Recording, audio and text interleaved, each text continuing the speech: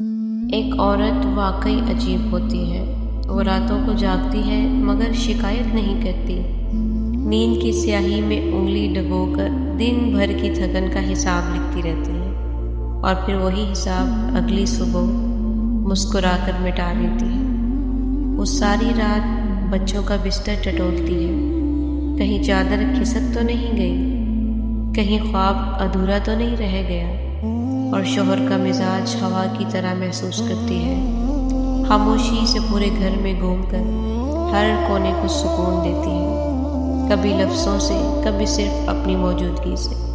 وہ بچوں کی ٹفن میں صرف کھانا نہیں رکھتی، اپنی دعائیں، اپنی محبت، اپنی تھکن کا نچوڑ اور چھوٹی چھوٹی خوشیوں کی مٹھاس بھی ساتھ رکھ دیتی ہے۔ وہ گملوں میں صرف پودے نہیں اگاتی، وہ امیدیں ہوتی ہیں، وہ صبر اگاتی ہے۔ وہ ہر نئی کومپل میں اپنی ادھوری خواہشوں کو مسکراتا دیکھتی ہے۔ وہ سب سے دور ہو کر بھی سب کے قریب ہوتی ہے، خود کو بھلا کر دوسروں کو یاد رکھتی ہے، اپنے حصے کے خواب ادھورے چھوڑ کر دوسروں کے خواب پورے کرنے نکل پڑتی ہے۔ کبھی کوئی خواب دیکھ بھی لے تو بیچ راستے سے لوٹ آتی ہے، کہیں دودھ تو نہیں گر گیا، کہیں بچہ جاگ تو نہیں گیا۔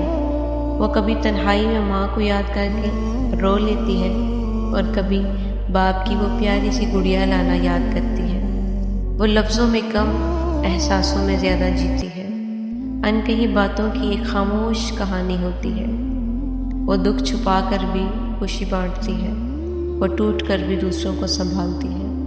عورت واقعی عجیب نہیں بلکہ بہت گہری، بہت مضبوط اور بے حد خوبصورت ہوتی ہے۔